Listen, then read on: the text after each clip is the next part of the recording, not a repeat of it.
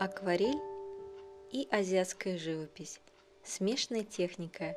Рисуем золотых рыбок. Рыба читается по-китайски «ю», так же, как и счастье.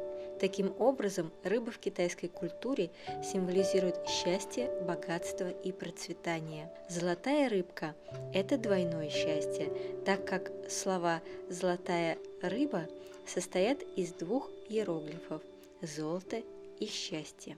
Начинаем рисовать рыбку, золотую рыбку с глаз.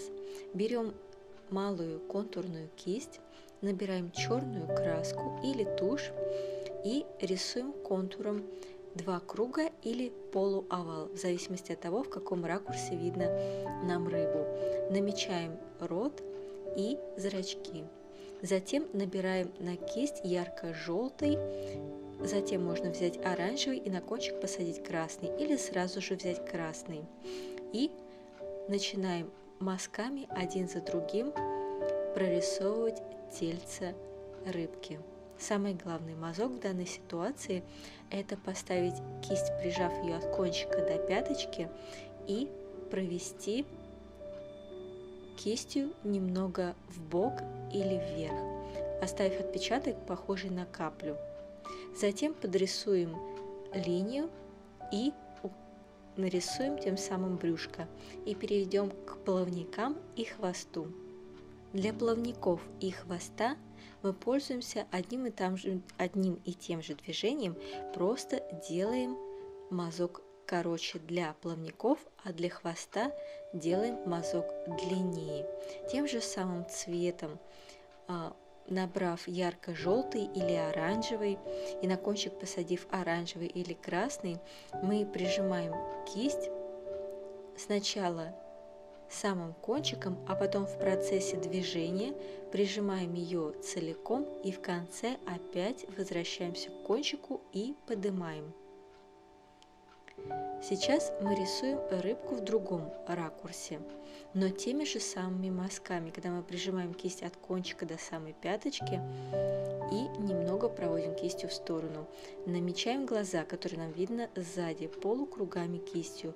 Подведем линии брюшка, подрисуем плавники, как я уже говорила, ставим кисть на кончик, затем в процессе движения прижимаем целиком, а потом опять приводим к кончику и поднимаем.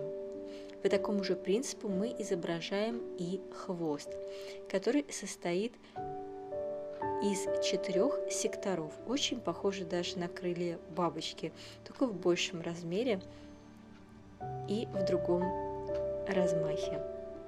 Итак, те же самые движения, как и для плавников, только более длинные мазки.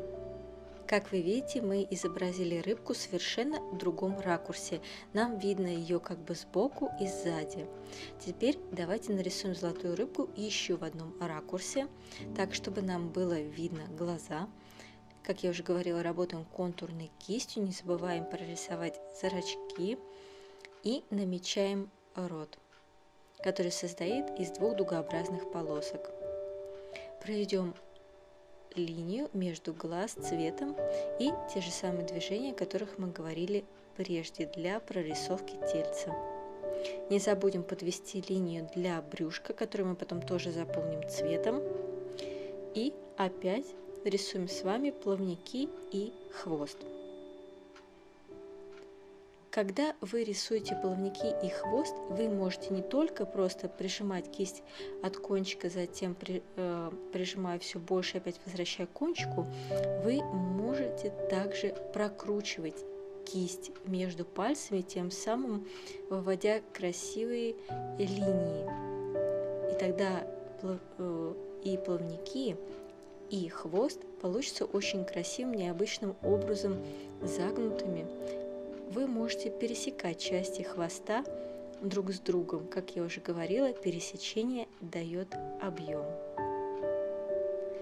Эту рыбку я нарисовала, использовав ярко-оранжевые два оттенка. Давайте нарисуем еще несколько рыбок, только уже в других цветах.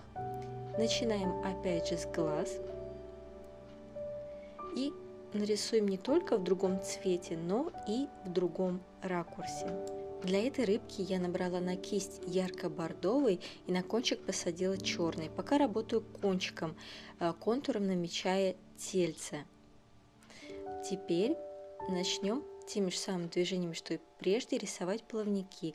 Как вы видите, за счет того, что мы посадили на кисть два цвета, то плавники и затем хвост получатся сразу объемными. Не забывайте, что вы можете не просто сначала ставить кисть на кончик, затем в процессе движения прижимать и опять приводить к кончику, но при этом и прокручивать кисть между пальцами.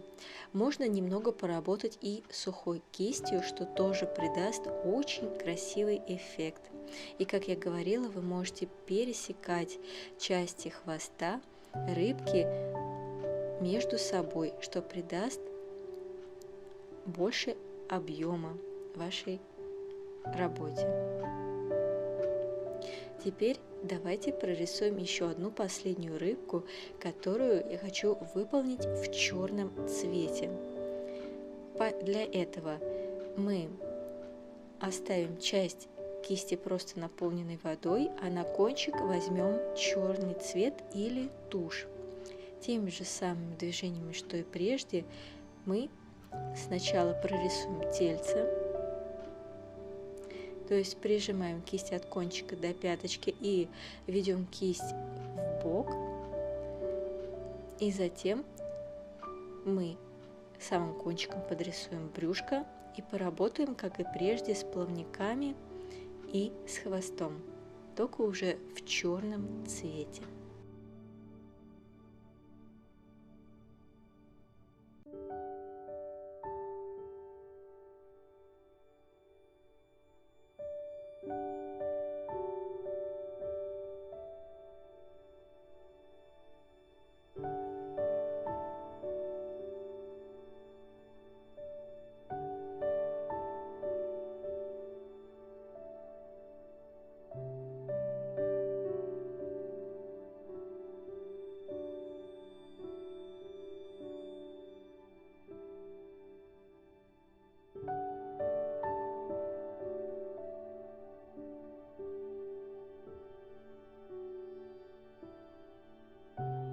Теперь заполним брюшко цветом. У золотых рыбок мы смешаем ярко-синий с светло-зеленым и просто проведем линию по брюшку.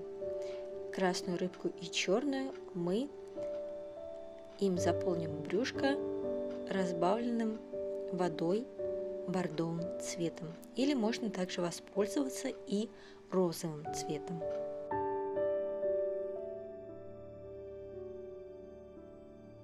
Теперь, пока брюшко у рыбок подсыхает, мы нарисуем сам подводный мир, в котором они обитают. А именно начнем с водорослей. Они бывают, как и растения на земле, совершенно разной формы. Эти водоросли мы выполняем мазком, похожим на то, как мы рисовали плавники. Мы ставим сначала кисть на кончик, затем, прижимая ее, проводим линию. И здесь уже кончику приводить не надо, так как водоросли выходят уже за пределы, собственно говоря, листа. Теперь проведем линию уже другим оттенком зеленого, работая с самым кончиком. И продолжая работать кончиком, мы будем на эту линию насаживать мазки в виде загнутых линий. Здесь лучше всего как можно чаще их в разном направлении пересекать. И таким образом мы нарисуем с вами еще одну разновидность водорослей. Вы можете заранее ознакомиться по фотографиям с этим разнообразием водных растений и выбрать те, которые вам больше всего нравятся. Но тогда придется подумать над тем, какими мазками их, собственно говоря, изображать. Мы сегодня нарисуем 3 вида. Следующая разновидность водорослей. Проводим линию другим оттенком зеленого. Я взяла изумрудный и смешала его с темно-синим.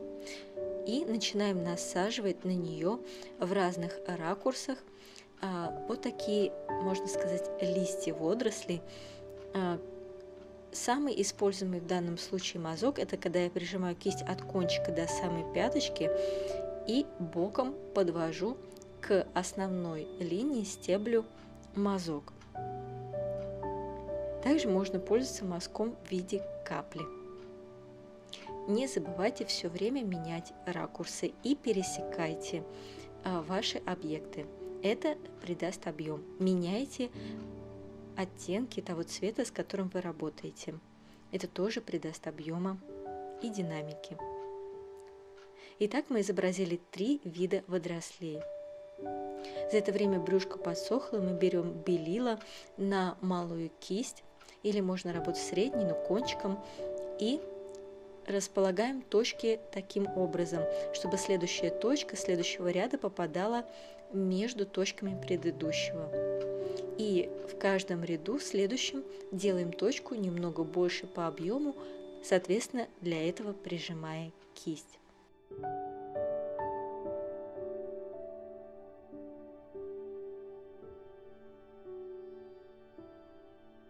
А теперь немного заполним наше белое пространство и изобразим воду.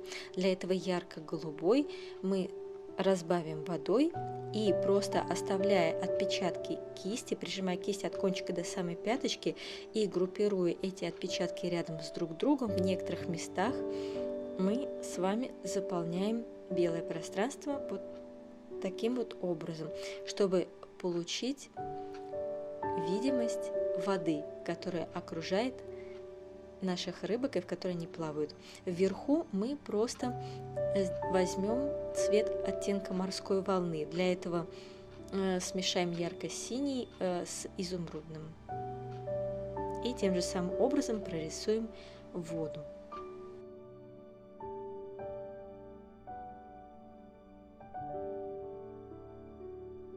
И последнее, что нам останется сделать, это подрисовать чешую. Этого, в принципе, можно было и не делать.